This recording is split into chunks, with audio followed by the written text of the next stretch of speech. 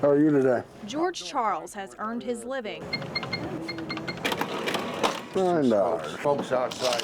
Thank you. running this Allentown smoke shop for more than 20 years. Just seems, that they just keep taxing and taxing and taxing. But the G&E smoke shop owner fears a new tax could be the biggest blow yet. People will turn to other avenues such as the internet, catalogs. Governor Tom Wolf is proposing a new 40% wholesale tax on tobacco, including cigars and e-cigarettes, bringing in $84 million in state revenue. You're talking a couple dollars per cigar. He's just going to price a lot of people out. $350 million would be generated by taxing 5 cents a cigarette, or about $1 a pack. $1 a pack, which would be tacked on to $1.60 a pack that's already on, so it'd be $2.60 a pack when it's all said and done. He says that hike could mean more than half the price of a pack of cigarettes would go toward taxes. No ifs, ands, or buts about it. Charles says his customers will inhale the cost. The consumer pays for it always. This Luzerne County couple is taking a break from the heat, The air conditioning's nice on a hot day. especially when he's headed back to a hot kitchen. My nickname is Pierogi Joe, and when they see me, they say, oh, there is a real Pierogi Joe. He's the man behind this stand at the Allentown Fair. People say this is the reason why I came to the fair, to see Joe. Well, this freezer right now holds about 500, a dozen. And all 6,000 of them They're homemade. We do it from scratch with the flour and the eggs and mashed potatoes and cheddar cheese. Joe Sinavage grew up around pots, pans, and pierogies. I grew up actually in a restaurant. My grandparents came from Poland, Czechoslovakia, Lithuania. But tradition isn't just in the recipe. And you said onions, right? Yes, please. Joe has been serving up his Polish plates for more than a quarter of a century at the Allentown Fair every year since 1990 in September. 26 years of being here, you meet a lot of friends and family and tradition. he's now 66. I can't do what I used to do. Zappy, I can still cook. I can still boil water, and I try to do my best. But his customers sure seem to think that Joe's still got it. It's definitely the best. Earl Lynn has been putting on this name tag and hitting the scene of the Great Allentown Fair as a volunteer since the early 70s. I enjoyed it. I thought it was worthwhile. The agriculture, the people you meet here, the things to do. As a 92-year-old lifelong resident of the Lehigh Valley, Midway is okay to get down. Earl says he's seen the value the fair brings to the community, not only economically, but also through the stories of generations of family fairgoers who stream in and out of these gates every year. When you get this old, you like to hear things like that. Earl's duties primarily include working on the executive board of the fair, as well as monitoring the gates. How's it going tonight, guys? How you doing, sir? How you doing? He says every year it's greeting the returning fairgoers that brings him the most joy. I'm amazed at return business. People come in and generations, not just one. And while he is 92 years old, Earl has no plans of slowing down. Still working, Bill.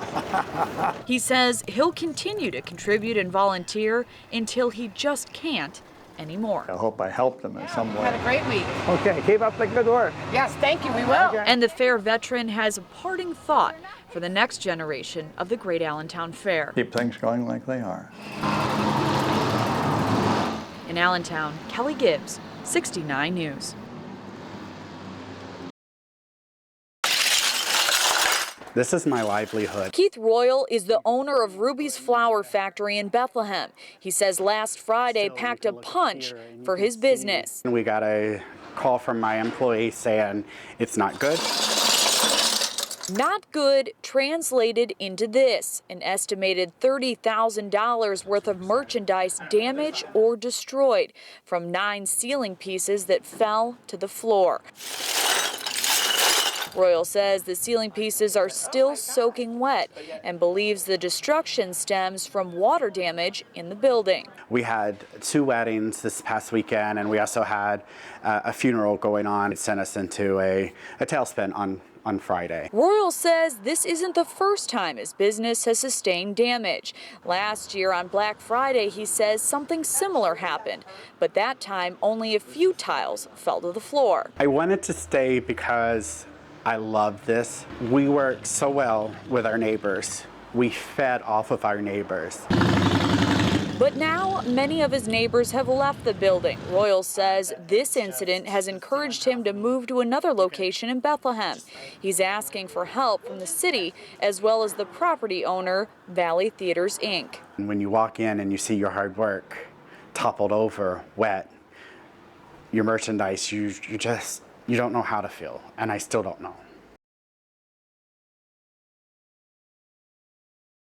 Seesaws are enjoyed by kids on playgrounds everywhere. But on this seesaw, the kids are just a little bit older. And instead of on a playground, we're in the middle of campus, so everybody walks by. And that's exactly the point. Students from Lehigh University Sigma Chi fraternity and Alpha Omicron Pi sorority are riding this thing on Lehigh's front lawn for 50 hours straight. People have like 2 a.m. shifts, 3 a.m., 4 a.m., so seesawing all night. And all throughout the day. Each member of the fraternity and sorority takes an hour or 2 hour shift at a time. Seesaw's fun. You get a little tired by the end of your shift, but it's really fun. It's a great way to just hang out with people. These students aren't just trying to relive childhood memories. They're doing it for a good cause. It helps raise awareness, raise money for Wilson's disease. It's a rare condition that causes copper to build up in the body's tissues. If it's not detected early, the disease could be deadly. Recently, like a member in our fraternity had a sister who had got Wilson's disease. She was lucky enough to be able to get a liver transplant, which is one of the only cures. Thanks, man. Thank you. Thank you. So the students are doing what they can to support the cause. They hope as they ride up in the air, the amount of money they raise goes up too. It's a very rare disease, so they actually need help funding. So we're happy to help them.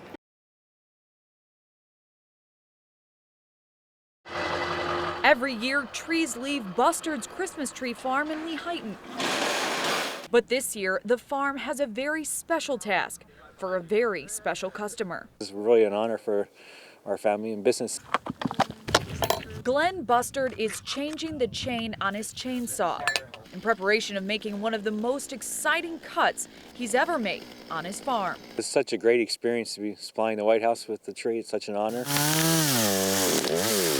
The tree was selected by White House staff members and will be delivered by Glenn and his family to be put on display in the Blue Room of the White House.